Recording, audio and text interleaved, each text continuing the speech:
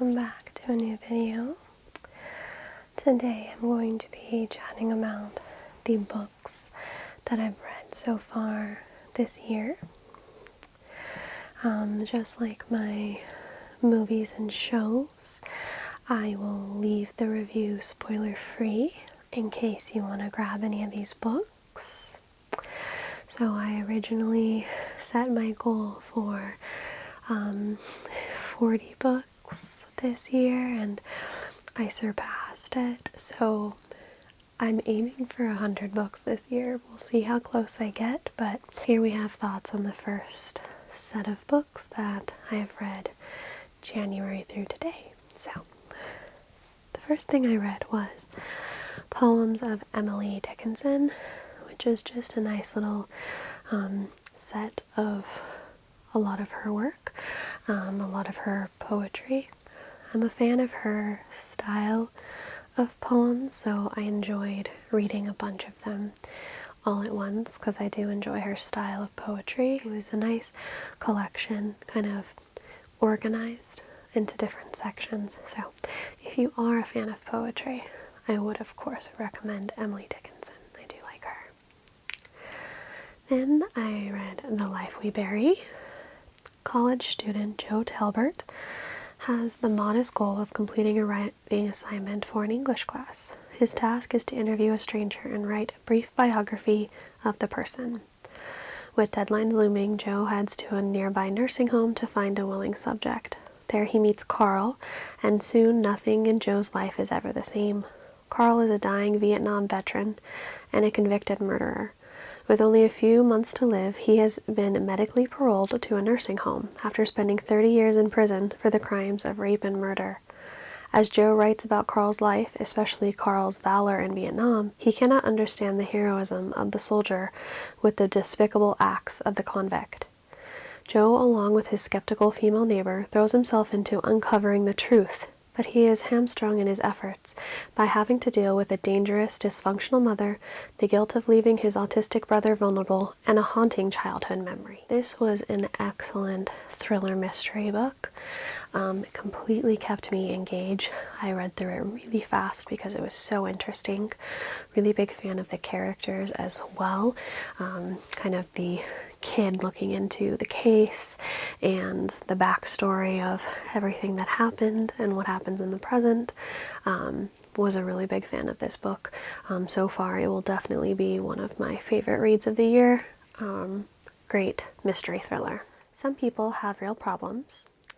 Doubts and guilt swirl through her mind as she rides the train to her fertility appointment. Each stop stirs up introspective thoughts on her marriage, the loss of her baby, and the lover who got away. Contemplations that push her even closer to wondering if she made the right decision. This was kind of like a bittersweet short story. It definitely has like good emotions and feelings for such a compact story. Overall, I would say it was like an okay quick read, probably like middle ground. It is pretty short, and deals with those different feelings that this particular person is experiencing, so middle ground. The Perfect Son by Frida McFadden. Erica Cass has the perfect family and a perfect life until the evening when two detectives show up at her front door. A high school girl has vanished from Erica's quiet suburban neighborhood. The police suspect the worst: murder. And Erica's teenage son Liam was the last person to see the girl alive. How far will she go to protect her son? This was my first Frida McFadden book, and I hear that some of her books are hit or miss from online, and I think that was very much the case for this book for me. Some of it I liked. Some of it like made me uncomfortable to where I almost stopped reading it. It was just weird. It was an interesting like mystery. Some of the parts I definitely saw coming, but some things I did not see coming. Overall, I wasn't a huge fan of the ending, so like I said, very hit or miss for this, so I guess I will say like middle ground ranking for this Frida book. The Door to Tamba, a powerful story centered on a mining village in West Africa where the destruction of earth and pollution of life impacts the mind, body, and soul of its communities. This is another nice little short story read. It definitely touches on different emotions for different people, for different walks of life, I guess you could say, or different ages. And some people's like yearning to learn more or to read more and experience more things in their life, no matter what their life entails, I guess you could say. I'd say it was a touching read, so I'd recommend it. Then I read Pride and Prejudice. Jane Austen's much adapted novel is famed for its witty, spirited heroine, sensational romances, and deft remarks on the triumphs and pitfalls of social convention. I had to really push myself to finish this book because it was really hard, because like there would be peaks. I'm like, I love it and I'm excited to read more, and then it would like drop off to boring parts that were so hard to get through for me. And so like I wanted to finish it. So I did. Very up and down review wise for me. It's one of the rare cases where I watched the movie after reading the book and I loved the movie way more. It was way better in my opinion. Of course, thank you for the source material, but there were just a lot of parts in this book that I found really boring. So I'll say medium ground for this ranking, because I had to really push myself to get through it. The Art of War. 2,500 years ago, Sun Tzu wrote the classic book of military strategy based on Chinese warfare and military thought. Since that time, all levels of military have used the teachings on warfare and civilization and have adapted these teachings for use in politics, business, and everyday life. This was a very random read. It was free, and I was like, hey, why not? I'll read it. It was interesting. I definitely could see some of the strategies or the teachings used in modern society today. So I guess if you're interested in that type of work, I would recommend it. But like I said, it was a pretty random read for me, but I did find some of it interesting. So, Treasury of Greek Mythology. The new National Graphic Treasury of Greek Mythology offers timeless stories of Greek myths in a beautiful new volume. The tales of gods and goddesses such as Zeus, Aphrodite, Apollo, and Athena, and heroes and monsters such as Helen of Troy, and Medusa will fascinate and engage imaginations. I read this in preparation for my Aphrodite cosplay because I wanted to learn more than what I already did, and this was a really interesting and fun read. I learned more about some of the backstories of the gods and goddesses and some of the mythology, so if you like that type of thing, I would definitely recommend this because it was very fascinating and I liked learning about more of the gods and goddesses. Kind of made me want to cosplay more of them since I already did Aphrodite. But yeah, this was interesting. Consolata. In childhood, Consolata was permanently separated from her family by French colonizers in her Rwandan village. Now nearing the end of her life in an assisted living facility, she starts losing her French language skills and can only remember her mother tongue, to the confusion of her care workers. This was a short story that was pretty sad, really. It deals with, growing older and past memories and how we age and different things in life. It was pretty sad. Overall, I'd say like an okay medium read for this one. Could potentially be a little bit more emotional if you have any family members that have like memory problems. We Are the Water People. A dark, suspenseful tale of spirits bearing witness to a crime that rocks an island community, based in the Lu legend of the Water People. This was a really interesting book. I was a fan of the fantasy aspect to it. I definitely want to reread it to see any of like the parts that like maybe I didn't catch on the first read, but I did find it really interesting, so I would recommend it. And like I said, I want to read it again. So yeah, definitely an interesting read. The Signal. 2 astronomers have detected a strange pulsing signal from deep in space. Within hours, the U.S. government goes into lockdown, restricting airspace and scrubbing scientific data. Was the signal an intercepted communication revealing alarming plans for enemy's military attack, or has humanity at long last found proof of extraterrestrial life? This book was unfortunately kind of a letdown for me. I thought that it sounded super interesting, but the beginning was like okay, the middle really let me down, and I was not a fan of the ending.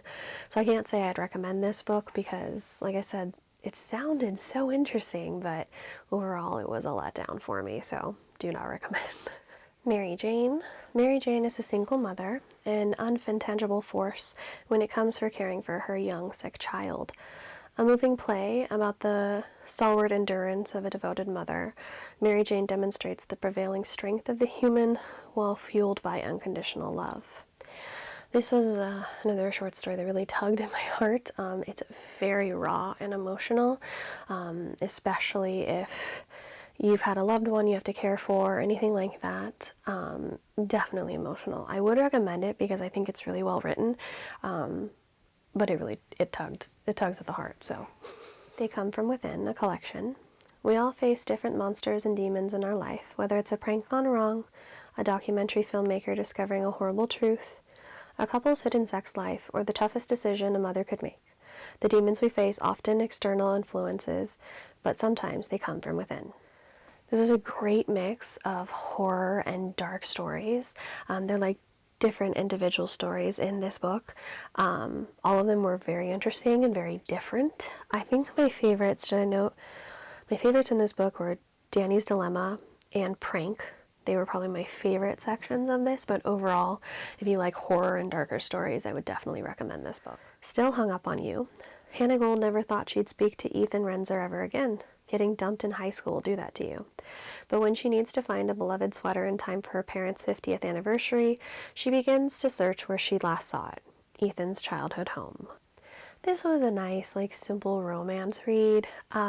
Pretty predictable, but it was something cute and sweet to take a break from horror for a little bit. If you like little cute romance stories, I would recommend this one. Just a cute little read. Then I started a series which I have now finished. I'm so sad that I finished it because I loved it so much. So it's part of the Mystic Bayou series, okay? So it's multiple books. How to Date Your Dragon, Love and Other Wild Things, Even Tree Nymphs Get the Blues, Silkies Are a Girl's Best Friend, Always Be My Banshee, One Fine Fae, Shifters in the Night, Farewell to Charms. So anthropologist Gillian Ramsey's career has taken a turn south. Concerned that technology is about to chase mythological creatures out into the open, the League for Interspecies Cooperation is sending Gillian to Louisiana on a fact-finding mission. While the League hopes to hold on to the secrecy for a little bit longer, they're preparing for the worst in terms of human reactions. They need a plan, so they look to Mystic Bayou, a tiny town hidden in the swamp where humans and supernatural residents have been living in harmony for generations. Like I said, I loved this series so much. So many fantasy characters, small town vibes, cute romances, bunch of different couples that you just fall in love with. I love all the characters. It's for sure a series that I would read again. I'm so sad it's over because I loved all the characters so much. But yeah, I would definitely recommend this if you like fantasy or some romance and small town vibes thrown in. I loved this series. Coming Home. They got everything they wanted but never had each other. Tori and Naomi were close at Findlay College. The attraction that simmered between them every semester was a question they never got to ask or answer before soaring ambitions launched them to opposite corners of the world. Years later, Tori is an award-winning investigative journalist, and Naomi is America's most popular morning TV host. But they both feel like something's missing. So I wasn't a huge fan of this book. I didn't like one of the main characters, which makes it a little difficult to get involved with the romance of the story. It wasn't horrible by any means. It was an okay read, but like I said, I wasn't a fan of one of the characters, so that was a little off-putting for me. And it is just a standard romance book too, which I don't read a lot of. So I guess middle ground, because it wasn't horrible. Maybe it just wasn't for me, but they had cute moments. Fledgling, the story of an apparently young, amnesiac girl who alarmingly inhuman needs and abilities lead her to a startling conclusion. She is in fact a genetically modified 53-year-old vampire. Forced to discover what she can about their stolen former life, she must at the same time learn who wanted and still wants to destroy her and those she cares about, for how she can save herself. And how she can save herself. I wanted so badly to like this book because the concept is fascinating. I liked how they had the vampires set up in this. I liked the idea of the story, but then the main character, while mentally is an adult. She looks like a child, and then the book puts her in very adult situations that made me so uncomfortable to read. And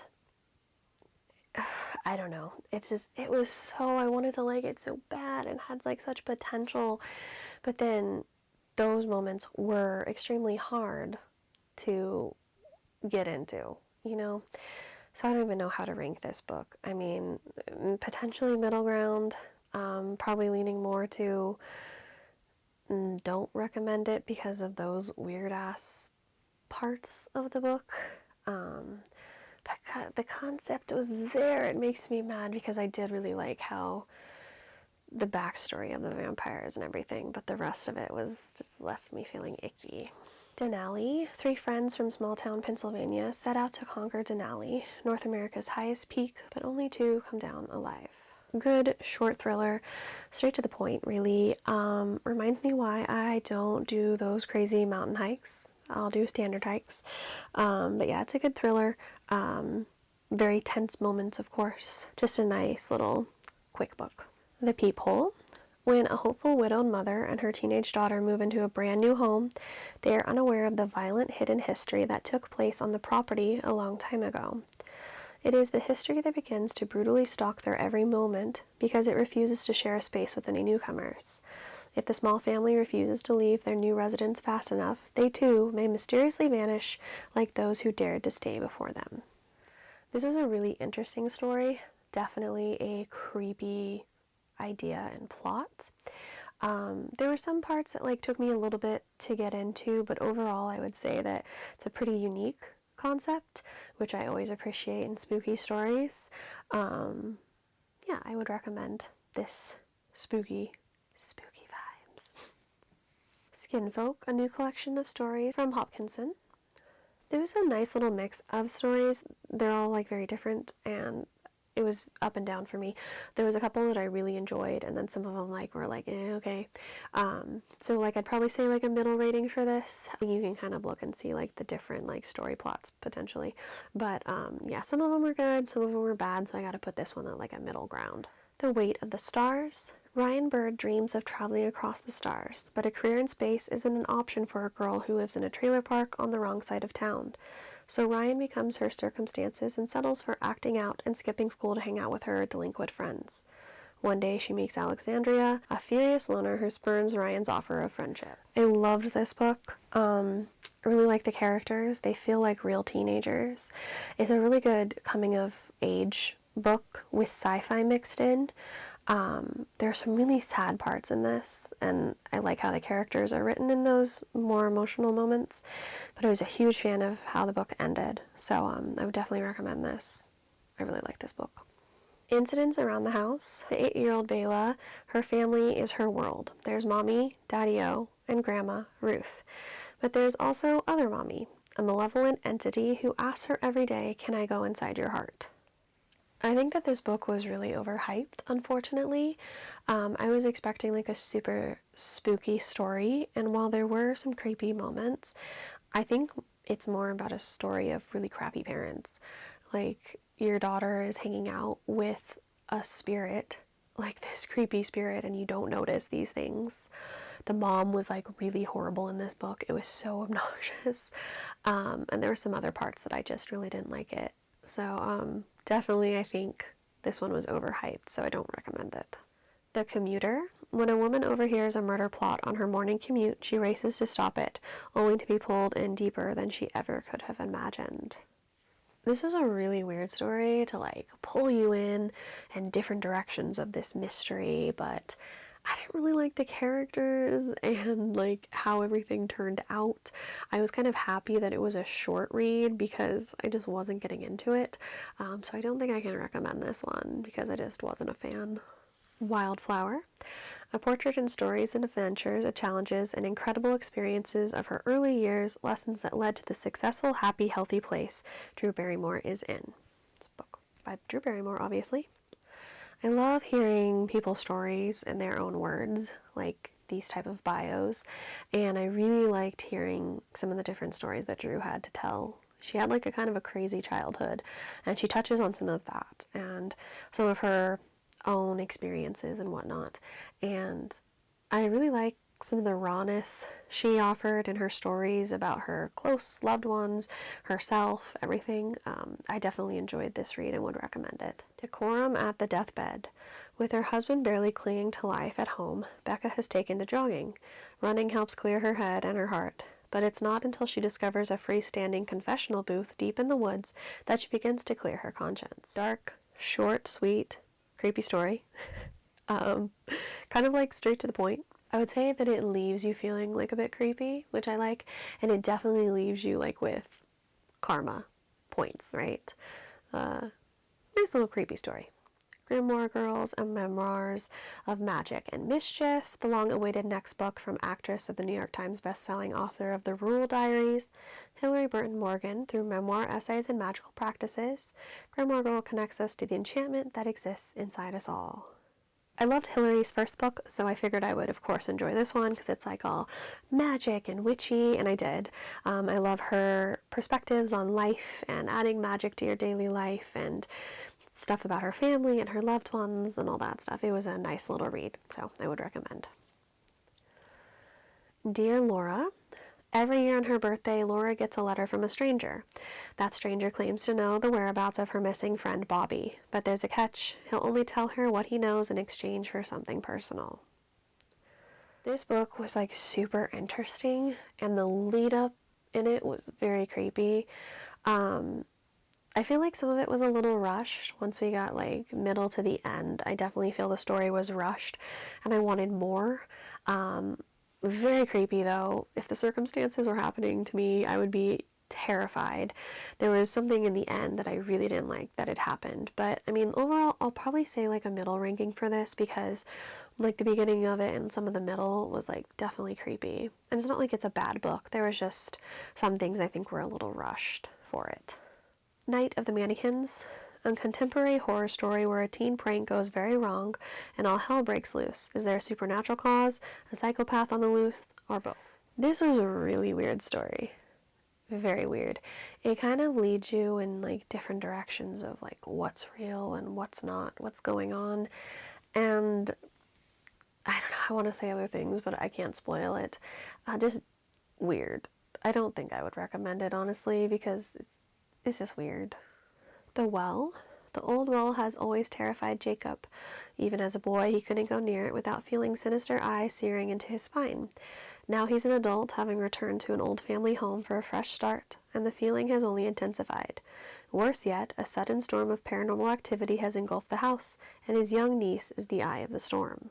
I'd say it was an interesting concept for, like, a spooky ghost story, and, like, backstory was, like, okay, interesting to add into it, I guess.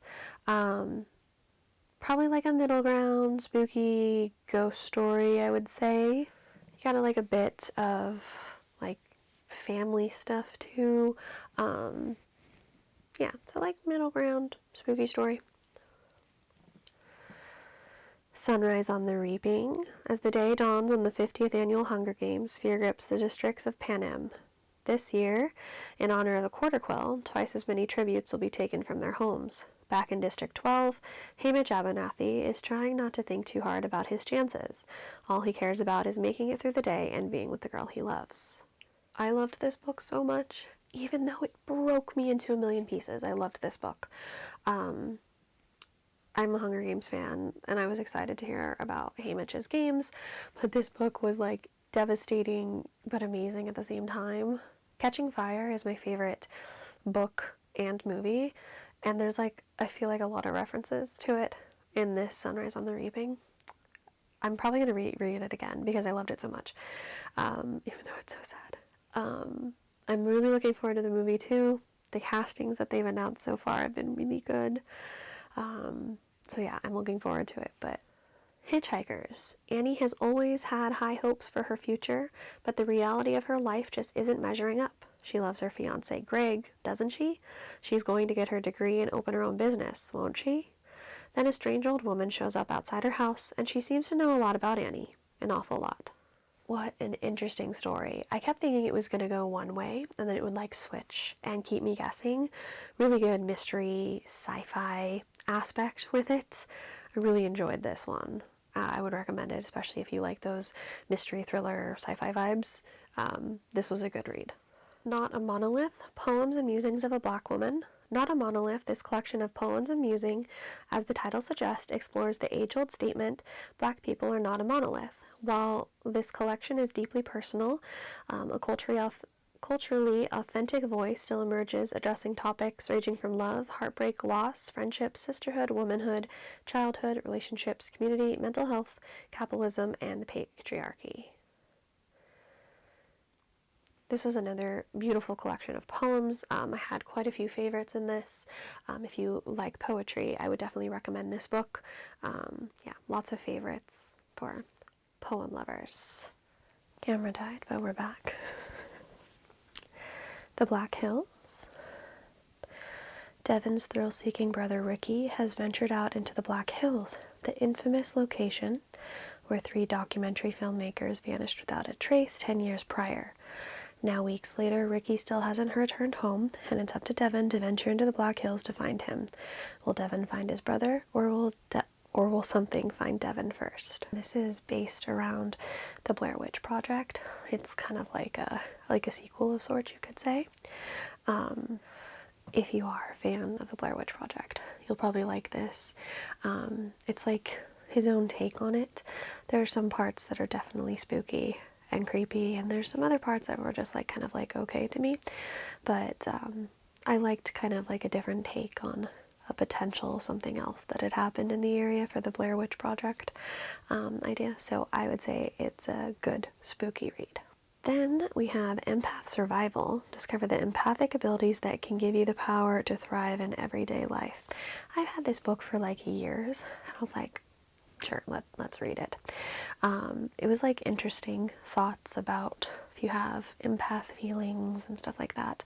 There was definitely some things that I agreed with or like I related to, and there were some other things that I like didn't agree with at all and that were kind of silly. But you know, it was kind of like, I don't know how to put it, like an interesting self-help book, I guess you could say. I'll say middle ground because like I said, like some things like I was like, oh, that makes sense, and other things I was just like, no. Then I did a 3-parter. 3 books is The Weirdies, The Weirdies Get Weirder, The Weirdies Maybe This Is a Bit Too Weird. This is a very, very sad story. The characters suffer terrible tragedies. People die in unspeakable ways. Only a truly horrible person would be amused by their misfortune. Nevertheless, it is kind of funny. My advice is that you listen to this all by yourself. People can be judgy. This series is super cute, and the humor is top tier in my opinion. I would relate this to the series of unfortunate events and the Addams Family, like mashed together. It's a super cute series, but yeah, it's got like dark little mystery bits of these kids that are like crazy and all the things that happen to them, but there's so much humor in it. Like I was laughing out loud with some of it. It was a cute little series. I don't know if there's going to be any more, but the 3 are really entertaining. We Used to Live Here. As a young queer couple who flip houses, Charlie and Eve can't believe the killer deal they just gotten on an old house in the picturesque neighborhood. As they're working in the house one day, there's a knock on the door. A man stands there with his family, claiming to have lived there years before, asking if it'd be alright if he showed his kids around. People pleaser to a fault, Eve lets them in.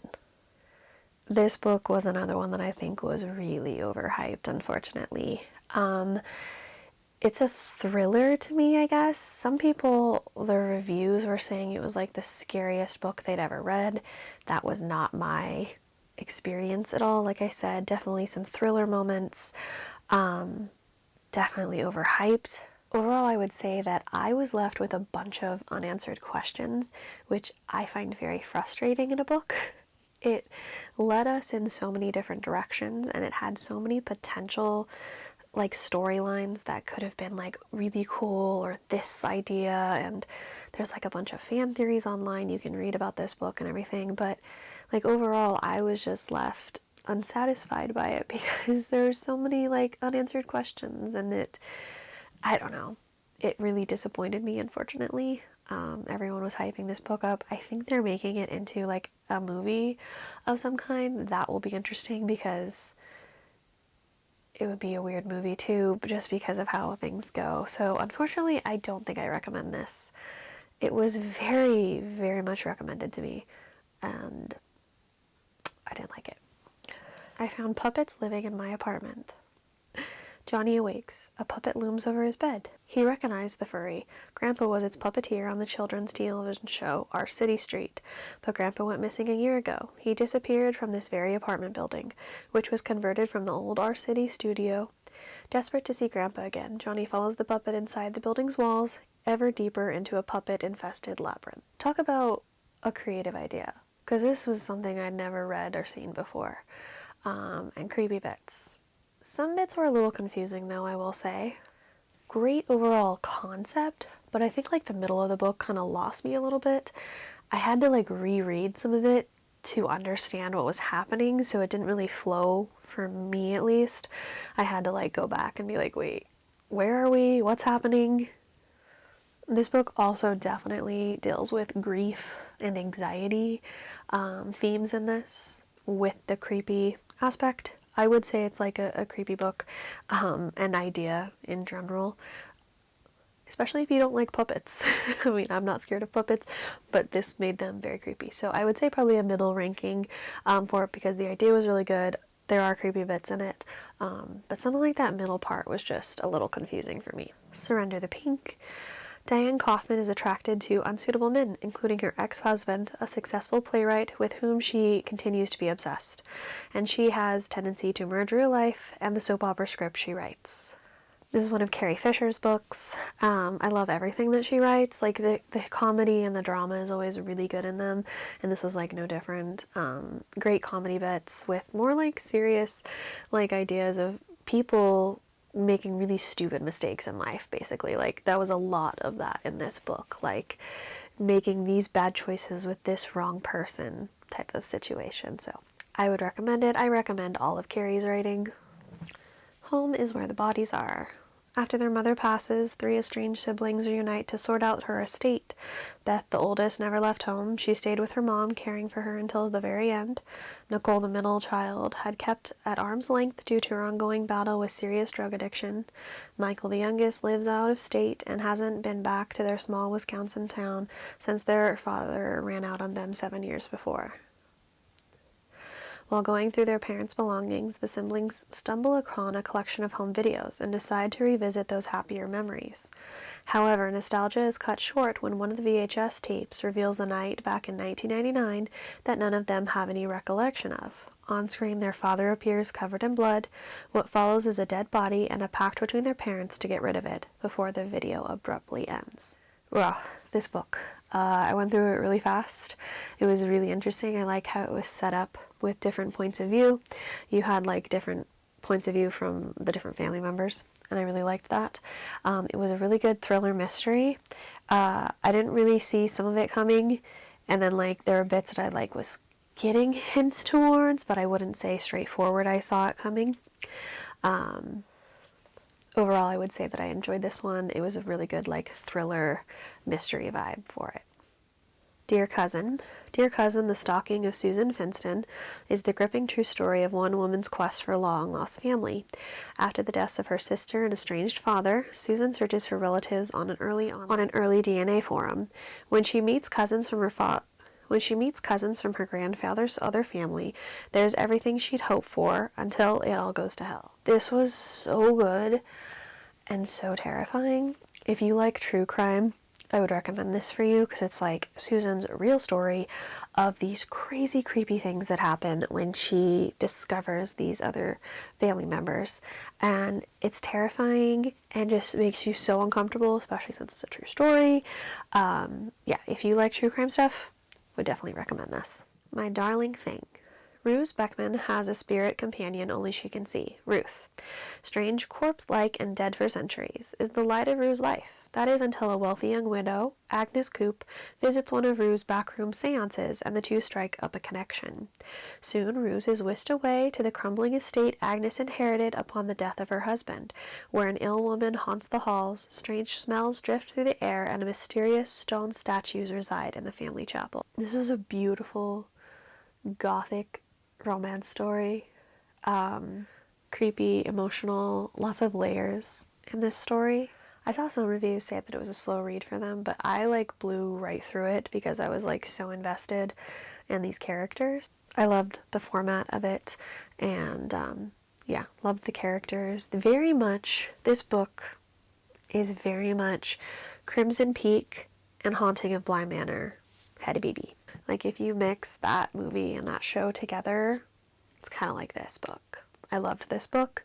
I would recommend it if you like gothic, dark books. The Inheritance, a novel of a house haunted by ancient evil, a tale of lies, envy, and curses spanning generations. Mike Gray is still reeling from the sudden death of his father when he inherits Willow House, his father's childhood home. So my biggest thing about this book is, as I was reading it, I was like, this is written by a British person. It has to be, but it's set in the United States, and that wouldn't be a problem, except I don't think the author did much research, because the way she describes the areas sound very England to me. The terminology she uses, like the boot of a car, university, a torch for a flashlight, which there's no problem with that, but when you set it in the US, it makes it weird. This whole book could have been set in the UK. I don't know why it wasn't, because there was nothing that made it have to be in the US. So that was my main thing. Reading this was a little off-putting. It was okay characters with a spooky storyline. The ending was a little lackluster for me and didn't really answer some of the questions that I had, or how I thought maybe the direction of the story was going to go.